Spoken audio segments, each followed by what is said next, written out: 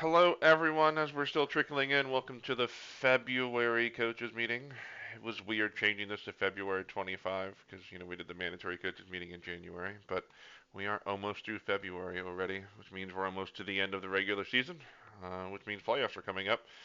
So there's not a ton of content for this meeting, but we do have some announcements, some preparations for the season wrapping up for playoffs, some announcements about finals and kind of some of those processes, just a few general things. So should be a shorter meeting as always. We'd appreciate it if you stayed muted until like the formal meeting part was over. If you do have questions, drop them in chat. The rest of the board members will kind of be monitoring that, making a list, and we'll address them.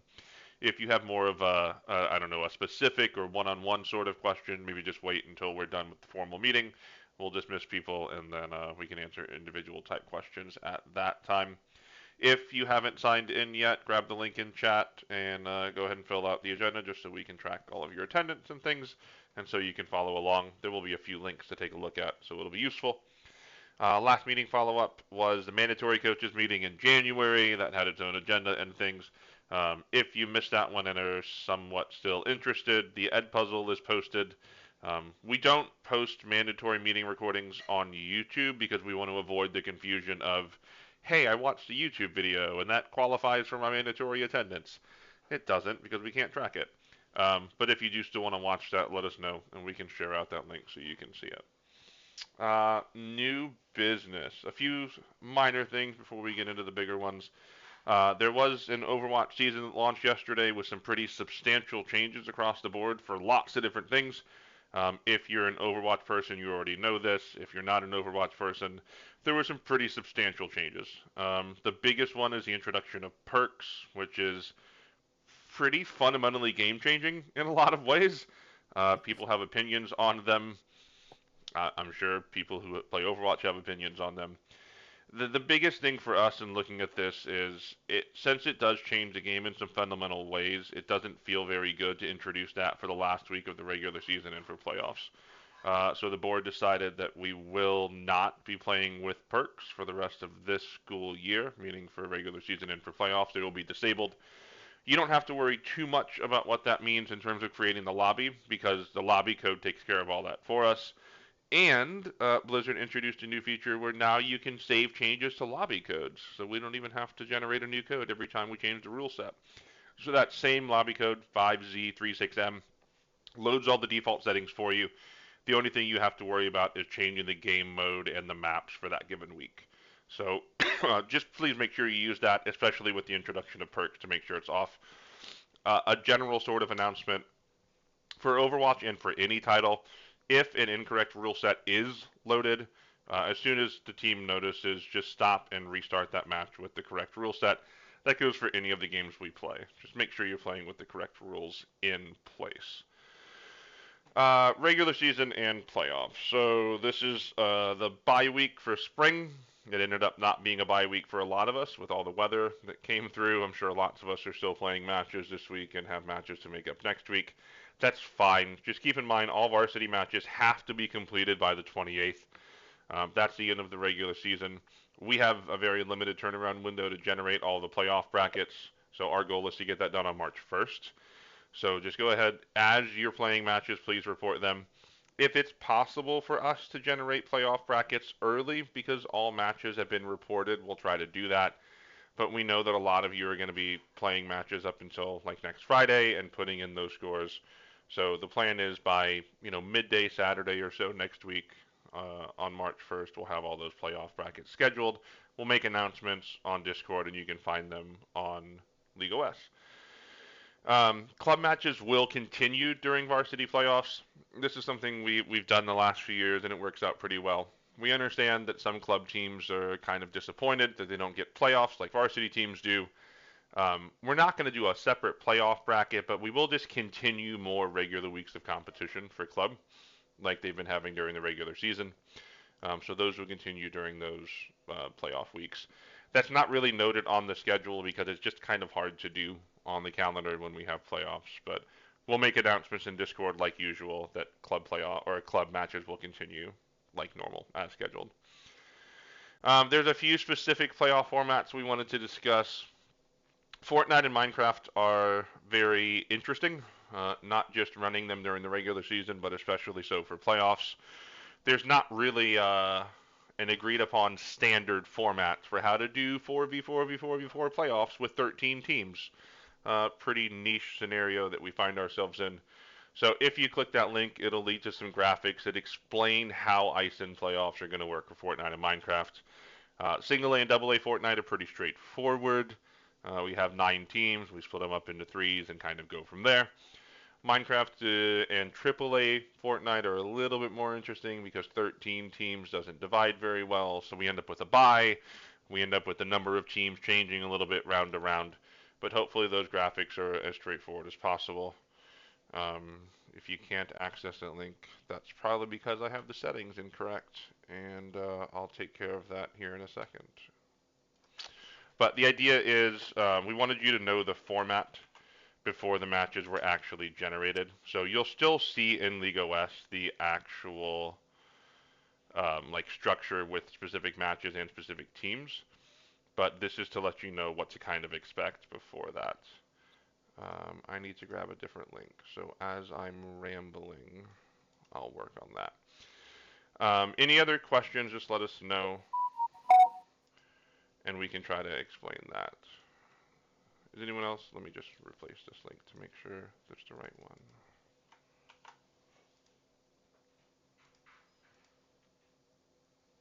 There we go. Okay. I also posted that in Discord, so there's a chance you already saw it. Feel free to share that out. We'll make some more announcements as that comes up as well. Chess and Tetris playoffs are also a little bit unique in that they're individual titles. So what's going to happen there is we're going to go through a bracket, single elimination like before, and then we'll take the top 4 teams to in-person state finals is what we'll end up doing. The seeding for that is based off of fall and spring. The little caveat there is fall and spring are individual, they're separate. So the standings for fall are assigned point values, the standing for spring are assigned point values. We'll sum those points together to find the overall seeding and then generate the bracket. Carrie, you're unmuted and we keep hearing little notification sounds through your phone, so if you could mute while we're doing the recording, that would be great. If that Tetris and chess description was a little insufficient, we can revisit that, but it should make sense if you take a look at the one-pager. It breaks down those point values for fall and spring, and all of that will be handled by League OS again once we get finals in place. IEN State Finals. So there's some significant changes for State Finals now this year. The biggest one that you're going to notice is how to register. So in the past, we've kind of done this a little piecemeal with Google Forms and that sort of thing. That's worked okay, but as we continue to grow, that becomes probably a little untenable for us. We have a registration platform we're using now for the event. What that means for you is everyone will register on that platform. It's called buying tickets. It's still free. You're just choosing a ticket type and answering some questions for registration. That will go live on March 1st. So next weekend we'll be able to share that link. I'll probably make a little video on a walkthrough on how to do it, but it's very user friendly. It's very straightforward. For coaches, the nice part here is you'll be able to choose how many students are attending with you, and you'll be able to input the information for them. You won't have to have them register separately. So you can collect, it basically just names and email addresses, and then register the students. The nice part on the student side is even though they didn't directly register, you registered for them, they will still have access to log into the app. So we're going to have a day of event app that will have all sorts of information that's really, really helpful. They will be pre-registered. They'll have accounts. And all of those sorts of things. We'll go into lots more detail about what that means in terms of like check-in on the day of the event, surveys, maps, gamification.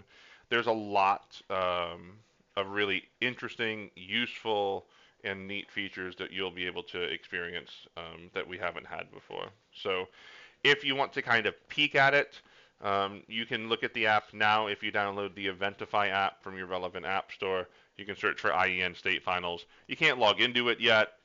Registration is still kind of a bit hidden, but you can see the basic layout and get a little bit familiar. You can see some of the information as well. But I can share a little bit of what that will look like, just to give you a little teaser, I suppose. Um, this is the web page, but it'll be similar to this. And you'll basically see along the left-hand side, we'll have schedules built right into the platform, so you'll be able to see what's happening when in what specific space. Not just for competitions, but for the breakout sessions as well. So, like, you can see the entire schedule per room for the ballroom, for the multi-purpose room, for the different sorts of things. Um, Exhibitors are going to be all the college fairs, so you'll be able to visit the college pages directly, see maybe what they're recruiting for, what they're offering. If your students are interested in finding out more from that college, they'll have that QR code on their badge. The college coach can just scan that, and then that will let them know to follow up that they want more information. Sponsors will be integrated. There are maps, not just of where the event is, but individual like levels of the building, and we'll be able to put where competitions are, where specific booths are. There's access to lots more information than we've had in the past. There'll be event guides. There'll be communication as well. So if we need to communicate with you, we'll be able to send out push notifications on the app. We'll also be able to do that for specific teams competing at specific venues, for specific sessions, all sorts of things.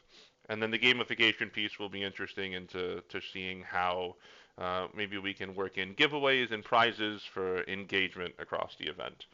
So be on the lookout for lots more from us about the app and about registration and those sorts of things. But we did want to give you just a little teaser there. Peripherals for finals. So as we're talking about finals, we'll remind you about this over and over and over again. But if your team is competing at finals, you'll need to bring peripherals for them. So that can be your students' own peripherals, that can be from your school. We will have a limited number of backups if like something breaks or malfunctions, but we will need you to bring your own peripherals for the event. There's lots of other like auxiliary things happening at the event as well. Versiti blood drives will be there, and we'll talk more about that in a second. But one of the other kind of co-events is the Youth Smash Qualifier for the Hoosier Saga. A lot of your students have been competing in those online qualifiers or the in-person events that have been hosted around the state. So the top 32 individual Smash players from the high school level will compete live at our state finals event throughout the day. They'll whittle that down to the top 8, and those top 8 will qualify for the Hoosier Saga in May, which is going to take the 8 high school students, 8 collegiate students, and 8 open qualifiers to figure out who the best Smash Brothers player in Indiana is. So it's a cool opportunity that we have to give our students to be a part of that. If you are just now hearing about that, or if you forgot, your students do still have a few chances to qualify. The Kougar Open coming up at Kankakee Valley is a qualifier, and I believe there's still at least one more online qualifier. There's information in the Discord about that, or you can reach out and we can point you in the right direction. I mentioned Versiti blood drives. So remember the partnership that we developed with Versiti. They're offering prizes to schools. First place for whoever raises the most units of blood via the blood drive donations, and one prize also for the best social media campaign or ad campaign that goes with that blood drive. If you need help getting that set up or being pointed in the right direction for contacts, let us know. But Versiti kind of handles all the lifting in terms of setting it up and organizing it. You're just kind of the in-person personnel at your school to do it. It's a great way to get your students involved in like social activities and being able to give back, but also practicing event organization and those sorts of things. So I know we've had a few schools do that. I know we have a few more planned, but keep that in mind as well. We talked about Marvel Rivals and hosting a community open. We're looking for someone meaning not one of us on the board, but someone meaning one of you coaches, to kind of spearhead that. We'll obviously help. We'll help you with the logistics of communication and with setting it up on League OS, all of those sorts of things. But we really do need someone who wants to champion that and be in charge of it. So if you have kids who are playing, if you're a Marvel Rivals person, or if you just want to kind of dip your toe into what it looks like to organize events at the scale of participation across the state, let us know. And it doesn't have to be a single person. Multiple of you can join together and do this. We do want to host a Marvel Rivals Community Open sometime yet before school's out, so that means it would be nice to start planning that soon. So let us know if you are interested in spearheading and leading that, because we know there are lots of students in our schools who want to play that. If it goes really well, and if the publisher is amenable, we can look at what that looks like in the future for Marvel Rivals, but the first step is a community open. So just let us know if you want to be involved in that.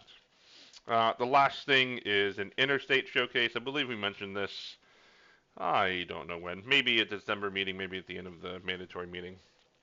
On May 31st, if you click on that link for details, you should be able to see kind of the slide deck, and we'll go through just a little bit of it. There's an interstate Scholastic Esports tournament put on in the state of Wisconsin. This is kind of interesting for a few reasons. One, it lets us see how Indiana stacks up against some other states. It provides some opportunities for our students that are maybe broader than what we offer even at state finals. But the idea is it's a single day event, May 31st, in Beloit, Wisconsin, I believe. That's from memory. But the idea is the states here are going to send kind of the best of the best. So this event is Rocket League and Super Smash Brothers. What we're going to do as a board is decide how to send 3 teams from the state of Indiana for a Rocket League tournament on the 31st. A few of the criteria we'll consider are like overall record in regular season, the ability to travel and attend. Right, we could pick 3 teams who we think are the best, but if they can't go, then it doesn't mean very much. In the past, when we've had these sorts of opportunities, what we have done is run maybe a little tournament to compare, because we have 3 divisions, single A, double A, and triple A, and they don't inherently play each other. So what we might consider doing is running a little bracket, saying, the top 2 teams from each single A, double A, and triple A get thrown into a bracket, and then the top 3 coming out get invited to this event. If you know for sure that you are kind of in the top 2 or 3 teams in your division for Rocket League, and you're definitely not interested in this opportunity May 31st, you can let us know. But we'll probably be reaching out to you here within the next couple weeks to month or so with some of those ideas of who might attend these events. There's also Smash Brothers Ultimate. This is a little more interesting because it's a 5-person team. We play 4s. Most of us probably have 5 players on the team. But this is just 1 team per state. So again, we'll have to figure out who this is going to be, and we'll have to make sure that that team is willing to attend. There is an estimated expenses. They're estimating about $600 for the trip with hotel, gasoline, food, and beverage. That really just depends. Some of your schools might not be spending the night. Some of your schools might need more time. So we know there's lots of unknowns about this. You can just kind of be thinking about this on the back burner as we roll out more information, but we wanted to make sure that we at least mentioned it so it wasn't a total surprise. But look for more details about what this qualification might look like for IEN schools, and also be considering, is this something we would do given the opportunity? Maybe start thinking about that. Yeah, well, we don't necessarily have all the answers for these things in terms of what we would send. For Smash Brothers, I would imagine we will just send a school. I think it would be more difficult to send 5 individuals from 5 different schools, but we can discuss as a board what that looks like and get back to you. This is still kind of recently developing, but again, we wanted to at least mention it so you were all aware and could be considering it. Board members, what did I miss?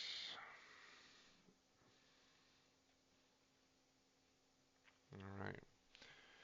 Anything in chat for the good of everyone before we go on?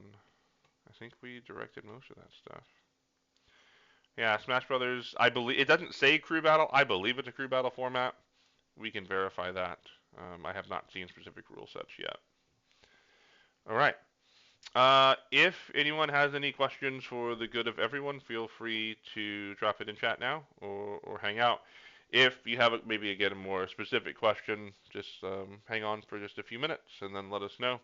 Um, as always, if you ever need any help, let us know. You can ping us on Discord, send us an email. Nick, Chris, Carlos, Trevor, Ben, Jonathan, Dylan, and I. This is growing. It's harder to list everybody. Are here to do what we can to help. So the biggest things looking at the next couple of weeks. Again, regular season wraps up next week. So make sure that we're finishing all those matches, getting them reported as quickly as possible. The biggest hurdle to us generating playoffs is when we look at a match and we can't find information. So maybe you communicated with the coach in Discord or something not on the match page. Please just go into League of West real quick and drop a message that explains why the match is unplayed, if it is unplayed, so we can see what we would have to do in the event that the match is unplayed and there's no information and we can't find it. We would probably just have to forfeit both teams. So make sure that if there are matches that are remaining unplayed, you take care of those, you communicate with the coach, you put it in League OS, and you document it so we can go through and do that. It would not feel good to forfeit a whole bunch of teams because there aren't any communications. Peripherals, mouse, keyboard, headset, controllers for Rocket League or whatever if necessary, yes.